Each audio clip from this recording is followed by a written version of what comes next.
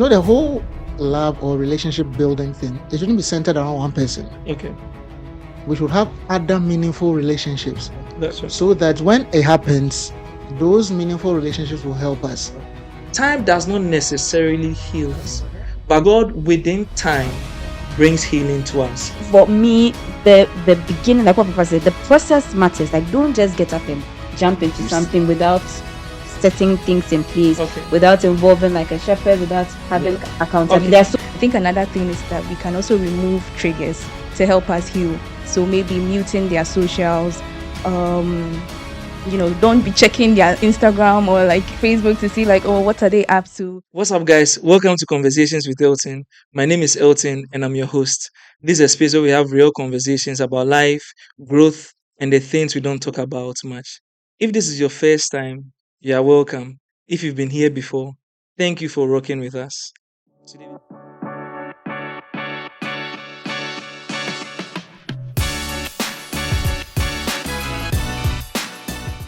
I have some brothers and some sisters here. We're going to have a very interesting discussion. During our season of restoration, we've been looking at the fact that God restores. God is a God who is able to restore. He's a God who is also willing to restore. And today we are going to talk about something very interesting. I don't know whether I should smile at this point or I should look sad because we are going to talk about how to deal with broken hearts. Like boy, girl, broken hearts. Okay, maybe we can even think about broken hearts in any kind of relationship, but the focus is boy, girl, broken hearts. How to find restoration, because um for us Christians, there's a way we have to look at things, and God has given us a prescribed way of addressing issues and going about things we go through. So today, as I said, I have some wonderful people in the house who are going to look at this very interesting topic. So before we start, what do I usually do? I introduce everybody. We'll just move on like that. So at the right time, you hear their names, you get to know them, and so we want to start. I just want to ask somebody who has had a broken heart before, the person's experience. I don't know whether at this point I should ask the producer to get us some tissue, but I think we'll be fine. Yeah, I think we'll be fine. So I don't know who's going to volunteer first for us to go. Just some very short questions. Um, all right. So Selom wants to go. So okay, maybe if it's not just Selom, maybe you can say, aside Selom who is owning up, maybe you can say, oh, you know somebody who was heartbroken, so you can answer on the person's behalf. Um, so Selom, what did broken heart feel like for you? What did broken heart feel like for you? Were you surprised that your heart was broken? I think I was surprised. Okay, you were not expecting it. Yes, I wasn't. Oh, okay. Did it affect your faith in any way? I won't not really. I wouldn't Okay, say it really affected my faith. I think it maybe strengthened my faith. I took it as one of those tests that God was using to strengthen my faith I see. or draw my attention back to certain things. That's cool. Yes, Would you say it affected yourself with it did. yeah. It did. Right. I think it's a natural human emotion. Any form of rejection most of the time would make you question your self-worth. Okay. Especially apart from my personal experiences with other people as well. Sometimes you hear the story, you ask a friend, Right.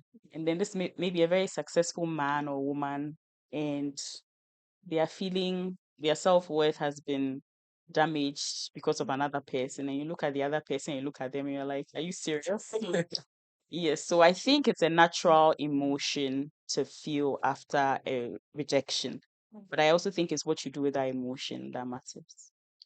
I mean, guys, so does anybody want to share, or somebody you know? How do you feel like? How did it affect the person? Somebody you know. Um, so this is a close relative, my cousin, and like I saw it all from when they started dating.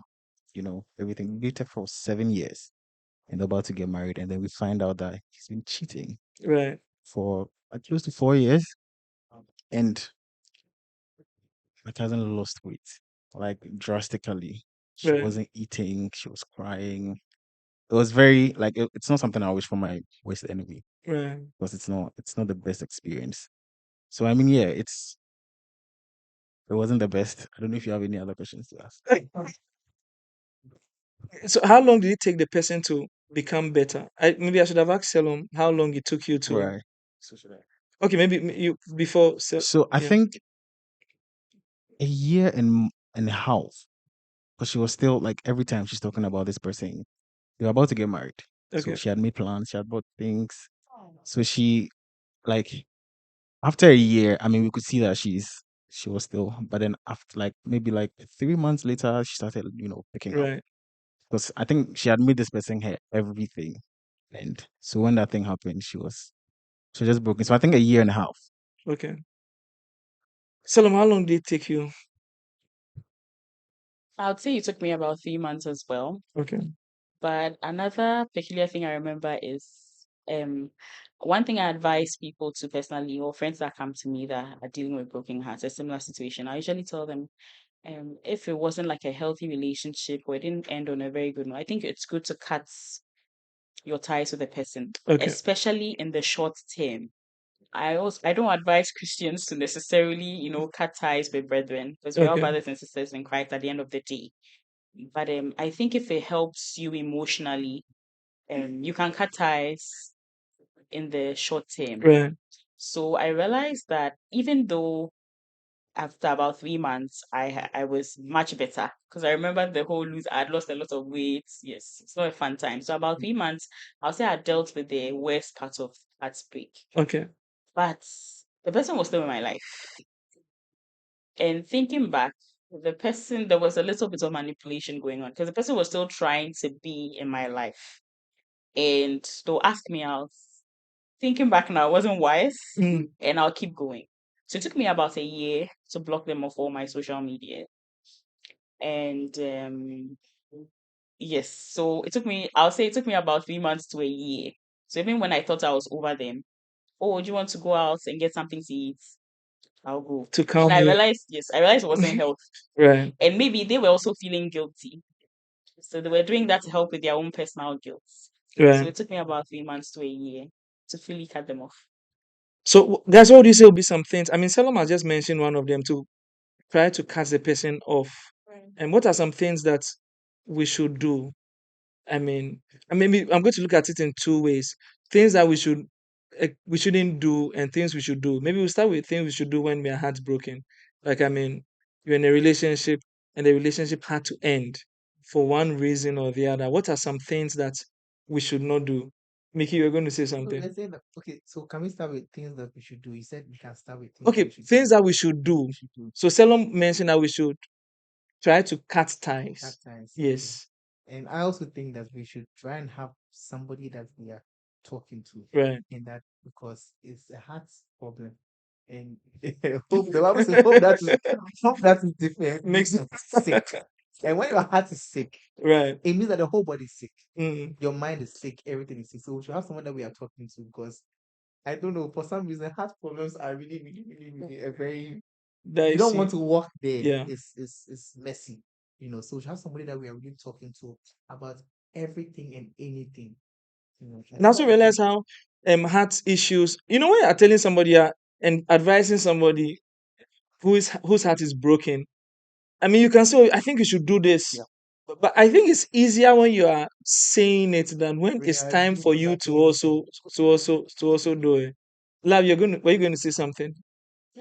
Yeah, things to do. Yes. Okay, Yes. Ellis wants to. Jared also. We must have the will to live, Okay.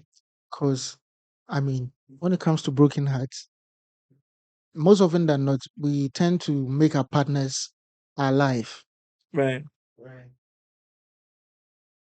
Should I say my personal story? I mean, I won't say anything. I won't say anything. But yeah. Yeah. Just go like how you felt and all. All I'm saying is our desire to live Yeah. beyond a broken heart, Right.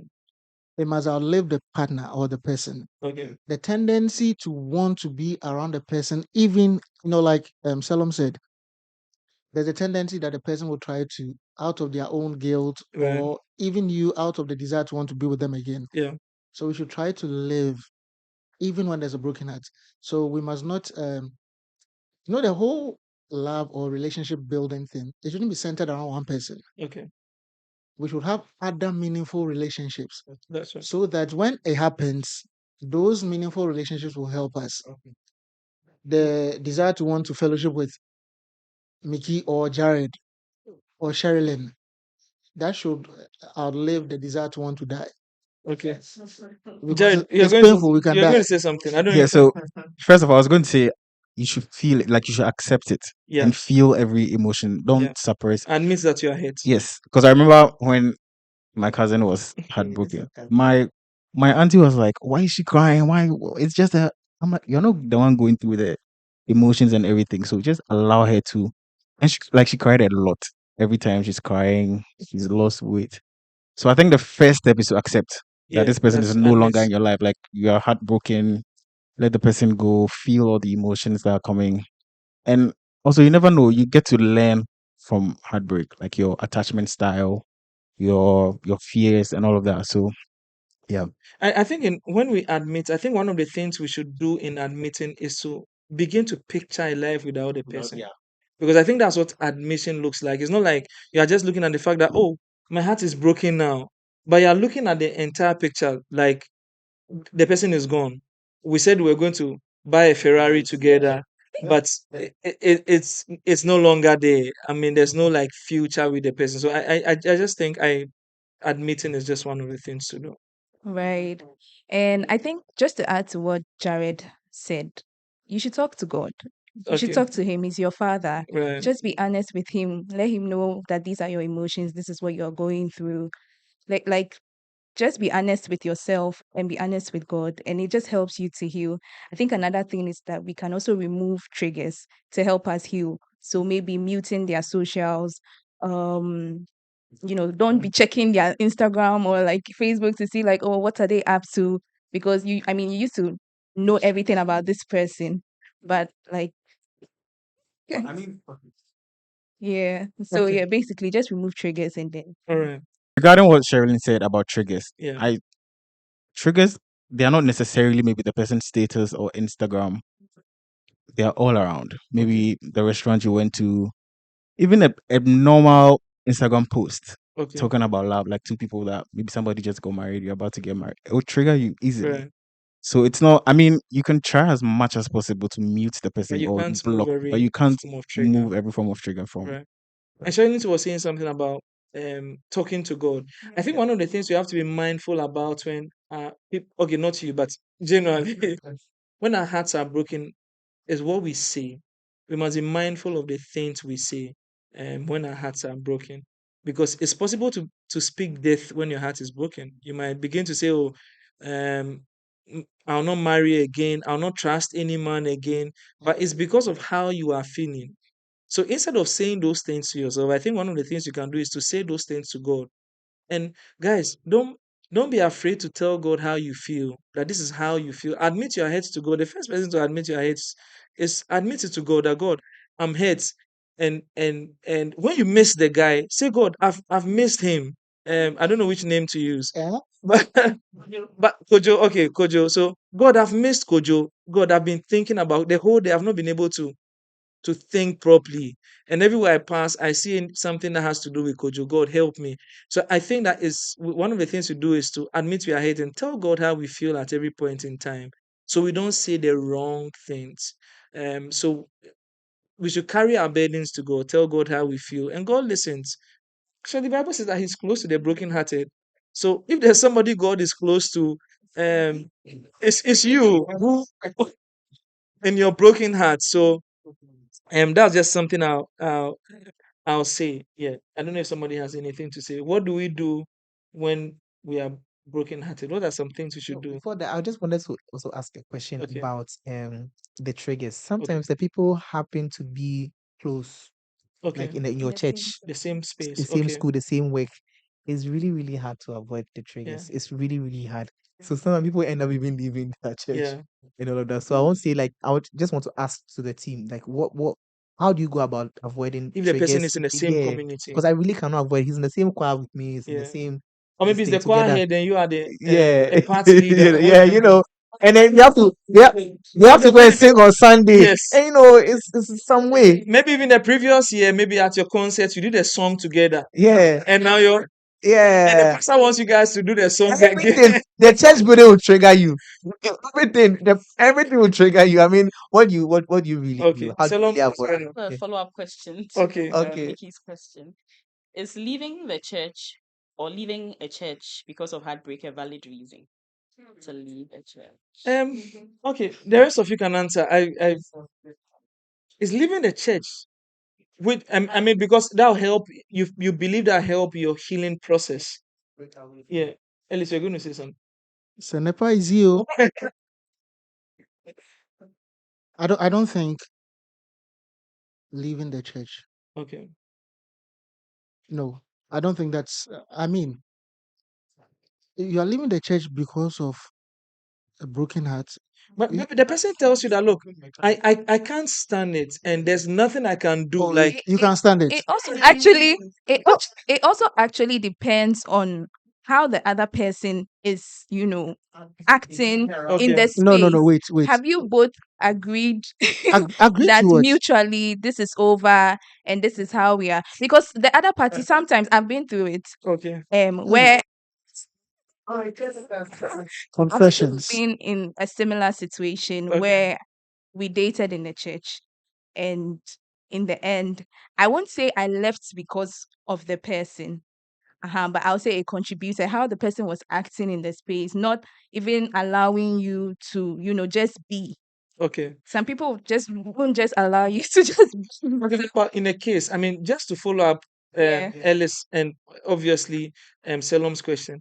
What about if one of the reasons that contributed to your breakup is that let's say a lady, the guy was getting close to another lady in the same church, and it was one of your reasons why you broke up. Now you've broken up, you are not talking, and then you get up every time in church and you see the two of them together. You can leave. It looks nicer than It looks nicer than yours, and it looks still become better. It and become better. yes, it looks like they even look closer than Yeah. before. What do you do in that situation? I think you can disagree. Actually, Honestly. yes. But before I was going to say that it's dependent on the reason why you broke up. Okay. If it was like, very like cheating, like, because people break up because maybe their the blood type, Okay. it doesn't, Genetic, yeah, that's also a form of heartbreak. Yeah. So if that one, you can still be in church. Right. We are going there. But Let's it's them, the cheating and the very, that one, I think if it doesn't help you, I think you should leave. Okay. Straight Would up. you wait to hear God to tell you to leave, or you think that you are going to tell God, I'm leaving, You can ask God. whether I should leave? Yeah. So ask God and God. Okay, No, God God has cares not about answered. you. He said, I think that God cares about No, that. no, no. okay, so So you think God will always want you to leave because you feel like you have No, to that's why leave? you have to listen out to make sure that, like, yeah, Okay, and you what about have to make sure that you're not being led by your emotions only. I okay? think. I That's think. but but that's see very hard to that's very hard situation, because it's your emotions that have put you at that very space good. Right. where you feel like you want to leave. Okay, what about if you go and tell your pastor that I want to leave, Said no, we don't and accept your pastor says, resignation. "So I'll help you Yeah. to stay focused." What do you do? Me, I've been waiting to answer this question. Okay, I don't think you should leave. okay, When you look at heartbreaks, you realize after time you heal. okay, So we just have to give time. okay. Will it be difficult? Definitely. Does time always heal? Time does. I think time always heals. Time I does. relationships or the end of relationship, like most things in life, Okay, or like losing, it's a grieving process, just like losing a loved one. right. I personally don't think leaving a church because of heartbreak is the wisest decision, or I won't sort of encourage that. Okay, But if you truly are a child of God, mm, God controls every aspect of your life. right. So at the end of the day, you always go back to Him on everything. Sometimes, do I want to cut my hair? Because I really believe he's interested in the minute details of our lives, right? There's over 8 billion of us. He's interested in each and every single one's life and every detail of your life. And I really do think somebody recently told me that there's no marriage in heaven. We are not going to be married in heaven, or we are all brothers and sisters at the end of the day. I think the greater calling on our life, or the purpose for our life, um, I think is bigger than any relationship, Right. right? So, if in that season, or you're supposed to be planted in that family, in that assembly, in that church, right, and you allow your emotions to lead you to leave, right?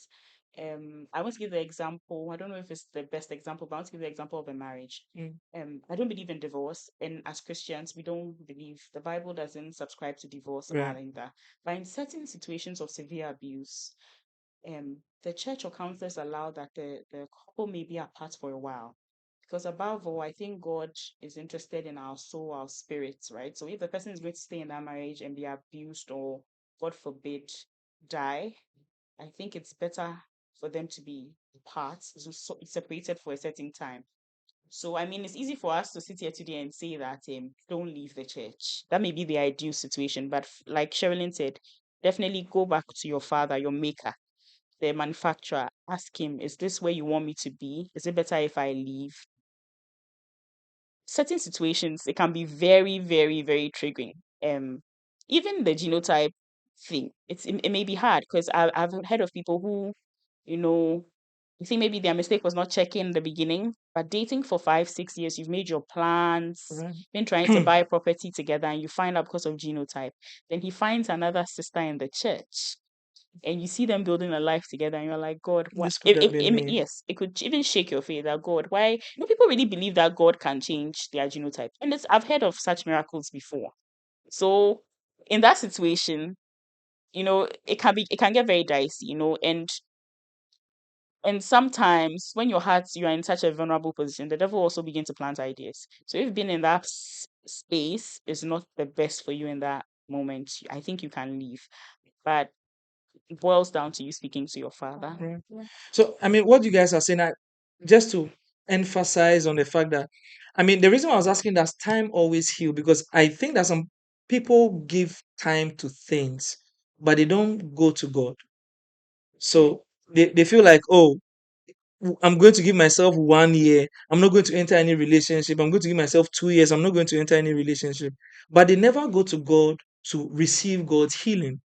So sometimes it looks like they're even worse than before, because the time that they give to themselves, they go and spend all the time overthinking, blaming themselves, doing things that cause them more harm than would have brought them any good along the line. So that's what I was asking, as time always. But I like how you guys ended that. Look, we have to go to God, even if it's not time does not necessarily heal us, but God within time brings healing to us, and I think that's something that helps all of us. Yeah. All right. No, listen, that's what I was actually coming to say. I was going to talk about the time because when we all said, oh, with time, I mean, we watched, this is an extreme, but we watched those movies where something happened, there's a heartbreak, they lose touch. 10 years later, you meet the person at the supermarket and just shoot the person dead. Right. And it has been 10 years since since that happened. But it's like in seeing the person after 10 years, it triggers something in you that causes you to do.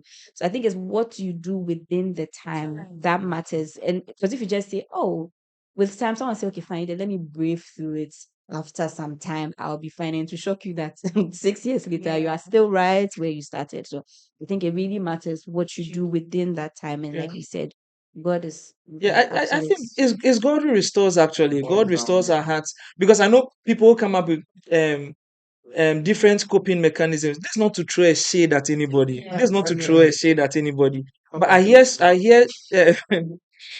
stories about people, they say they cut their hair, like ladies cut their hair.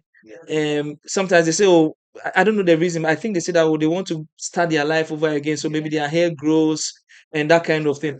Those are Why the hair reminds me of the boy I was like, no, Mickey, you don't get it because, yeah, fresh, yeah, like a fresh you, a fresh look. and that sort of thing. Shedding weight. It's the But same it's heart, but the but same heart. it's The new same- beginning. Yeah, That's what I'm saying. That maybe it's a somebody's coping coping mechanism, mechanism. but Okay. eventually it's God who It's heals God, us.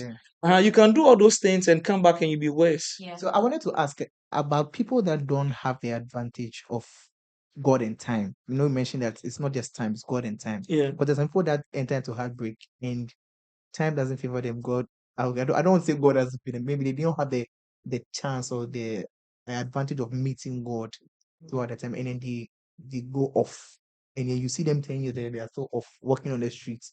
You see them. You see that there's a man that What do you mean of like mentally affects them? off, Yeah. or I don't know. There's something just off about them. Their whole life. Yeah, yeah. There's some people that I knew a man that my brother and I we used to see on our way to school. It And was this because of her. yeah, it was because of a heartbreak, I think from the wife or something. And recently, we went to pass through the same area. We He saw was him. there Guess was inside the same gates that we used to. when you were growing up. Yeah, I mean that's tough. That's a very tough situation where somebody like um has that kind of end. And look, I pray for such people Yeah. that okay. God's mercy will look for them and help them. But I pray nobody listening to us goes through that situation. But in talking and just listening, one of the things I've also realized is sometimes when people are entering relationships, they I mean a few of us have mentioned they go with the mind that this is forever, will never break up. And so they don't see the possibility of Of a this breakup. might Yeah, end along the line. I'm not talking about marriage, I'm talking about relationship. relationship. I think that the onboarding process is very crucial. We have to sit down and tell ourselves, look, this is what we desire, this is what we've prayed about. We're asking God to help us. Um and said that I'm committed to this, but what if for some reason we have to go our separate ways? Yeah. Are you still going to live your life? Am I going to live my life? I think that from the beginning we have to make up our minds Yeah, and settle that with ourselves before we enter any kind of relationship. Yeah. I think so many people don't do. Yeah, taking it's notes. amazing because even with like businesses, I mean, most of you have all of you have businesses here. Yeah. When before you start like a contract or an agreement with somebody, you look at how what the nature of the contract is going to be like, and then it's important to also discuss a case where one person needs to step out Okay. or doesn't want to be. It's very, very most people go inside and they don't discuss how Yeah, exit strategy is going to be like. It's amazing that when it comes to relationship, we don't discuss Right. exit strategies, and especially when it's just is the procedure of heartbreaking or how do they heartbreaking is heartbreak. heartbreak. Heartbreak is fine. Heartbreak is not just, oh, I don't like you anymore, I want to like start something, or I found a new person. It can be like they said, blood Yeah. type. It can be Yeah. Oh, the ghosting part. ghosting, right? Really? And But just ghosting this you. person has a reason, so Yeah, you so don't have a reason yet. Yeah. So why not tell the person? Okay. I mean, You. hey, that's I wish I could talk on their behalf, but No, this is just me. okay. I find it a little weird, like the idea of like discussing an exit strategy. Because I Yeah. feel like doesn't it if we Then have that mindset, doesn't it like like take you away not be committed to it. exactly? Yeah. Because then what You know, you really always want to if you leave. know that as I'm entering into this, there's a possibility. Okay, let's discuss the possibility of an exit strategy. Then it's like, will I really be giving Okay, my Salome, all? you're going to say something. I was just going to add to that. I was thinking of that when Mickey was talking about the exit strategy. Okay. Because just like in the secular world, the unbelievers, right? They're like for Christians, it's not advisable to have a prenuptial agreement before you get married. Yeah. Because it means you are not going to be fully committed. Somewhere behind your mind, you always know that. Yeah. You always know that This there's is always I can just pack up and leave And I'll get this because I done. have, and it doesn't also make you rely on God because I right. have my backup plan. You know how humans we think sometimes I have my plan B. So, but we also need to understand that a relationship is not it's not a covenant, like it's not a covenanted relationship like marriage Yeah. is. You know, marriage is for life, it's for eternity, it's for life, right? So I think it's also I think it boils down to mindsets Okay. that this is not marriage. I'm committed, but we are not married. Right. A relationship between a man and a woman, like romantically, in the presence of God is married. That's the ultimate. So if you are dating, still not married. Yeah. Because honestly, certain men, even now, I'm going into different territory, but certain men get away with it that, oh, I'm talking to different ladies at the same time. Okay. Because they say, oh, I'm just exploring my options. We are not married. So Salom, are you trying to say, or if I get you right, you're saying that for a relationship before marriage, which is not, there's no covenant, we should in quotes have an exit strategy. Yeah. Not an exit strategy. To look at the possibility of if it does not end up in marriage. But once we get married, we should determine that this is forever. Yes, exactly what I'm saying. Okay, that's what I said. I don't think love still agrees to I it. think All right. it's a difficult conversation to Okay. have. I mean, I've seen a girl, I like her, Okay. so I go and tell my pastor that because I think I like this girl. Then fast forward, I'm going to propose to the girl, but that day when we go to lunch or dinner, then I say, you know what, I think I like you, and I want us to take this the next step. Right.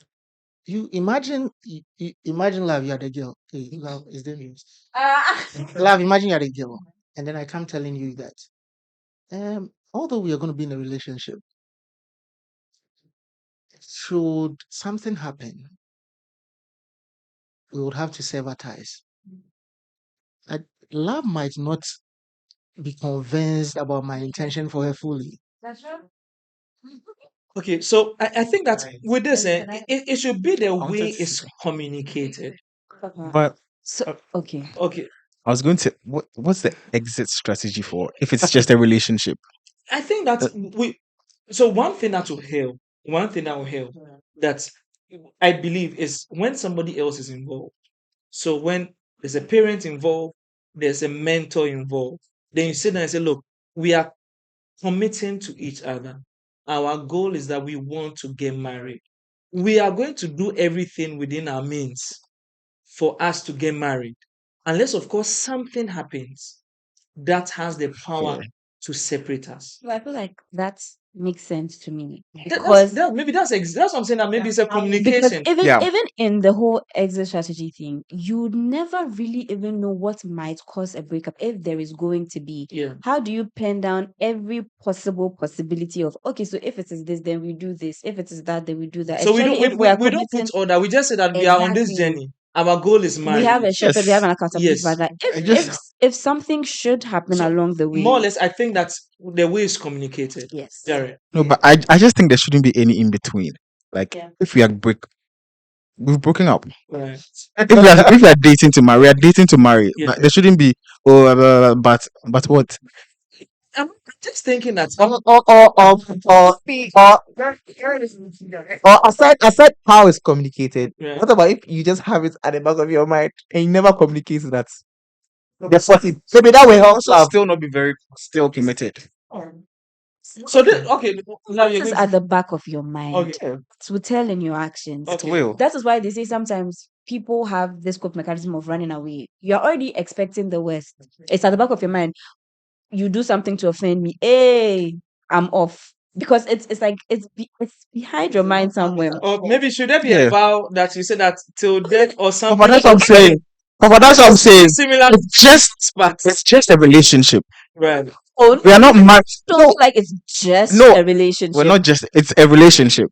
We are not Papa, fully. see, Okay, I let's think to say love, please I ask think love to talk. I I want love to your mindset matters. okay. Because we are even admonished in our faith that because the goal is marriage, we don't date casually. Right. So it's not just a relationship because if you are making the decision that oh I'm going on this journey with you and the goal is a possibility of a marriage, it's a serious decision that No, you've made. that's great. So I feel like for me, the beginning, like what Papa said, the process matters. Like don't just get up and jump into You see. something without setting things in place, Okay. without involving like a shepherd, without having accountability. Okay. There are so many Just things don't that waste go into it, anybody's so that time. you don't just harm. Let me ask a question. Okay.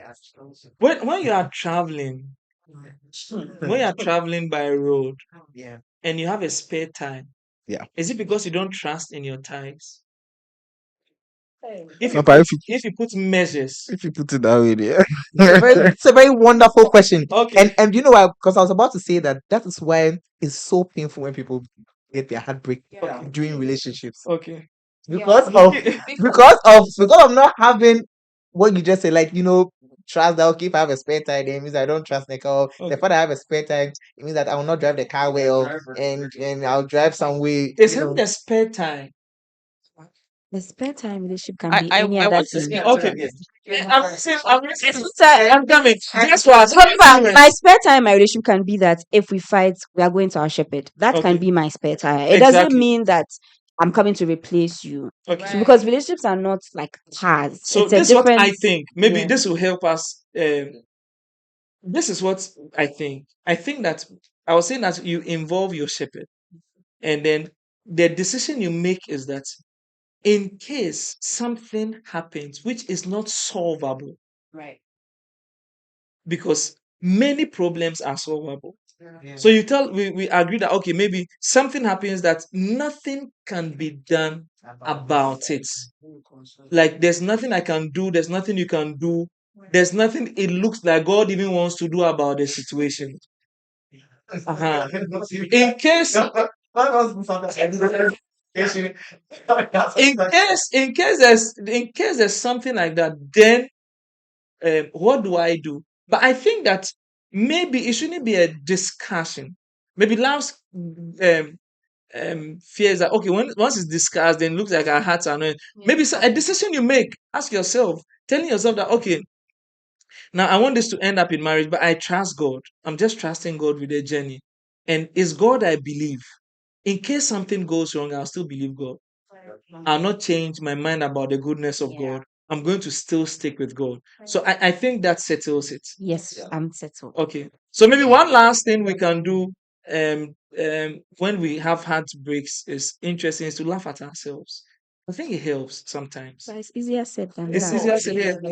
I think maybe you can just laugh at yourself and say, "Oh, so Kojo has left me." But I think down the line, In when the you start process of time. recovering, when you start down the line, when you start recovering, you can laugh. But in the moment In a when they're moment. broken your heart, Okay, it's not one of funny. the things you do, one of the things you do in your process of healing is to once in a while laugh at yourself. Hey, but I know some people after the first laugh, now it's over.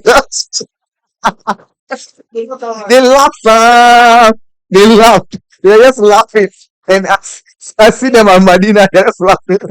That puts me in trouble. After the first laugh. So if you say you laugh there, hey. Right. Anyways, but So Sharon, you're going to say. I was just going to add, in addition to what you said about you should be able to laugh at yourself, I think it's also important to have like a godly community of friends. What kind of friends do you have around? So that when you are opening up to them, they're able to remind you of who you are in Christ. They're able to even help you laugh about the situation. And I'm talking from personal experience. I always tell my friend this, and she's just like laughing, and So I think that also helps. Having a safe space, a godly community, what kind of friends do you have around you so that when you find yourself in this situation, they're able to speak life to you. Yeah. I mean, I've had people in my life, like in ministry, who like they came to tell me about their heartbreak, and I was very like sad with them, and then going through the process, trusting God. I'll not say sad, but like I wasn't. I took what they were saying seriously, not sad. So I took it very seriously, and then later after the healing, then I started laughing at them. I started teasing them, oh, and that's then I know you don't have to tell us. I realize how we all get to a point where we are all laughing about. So godly community is Okay. so yeah. So I mean, guys, we have to come back with a part two of this. But before we go, just one thing also, like two things that come to my mind. One of them is to have some things in place before you enter a relationship. Yeah. One of them is have a godly community because you don't know when you depend on them. You're not having a godly community just because you might break up one day. Yeah. You need a godly community because you need to be successful in every endeavor of your life, and you need a godly community. You need brethren who will sharpen you no matter what is happening around you. Then the second thing I want to say as we close is what I was saying from the beginning. That is God who heals. You have to go. One of the things you have to do is to go to God when your heart is broken. He's the best person who will heal you. You might think that is going to somebody else or talking to people. It's not a matter of talking to so many people. It's not a matter of people having pity on you. It's not a matter of people sending you messages. No, that doesn't necessarily heal you. So thank you for listening to part one, and we hope that you continue listening when part two comes. So see you soon. See ya. Sound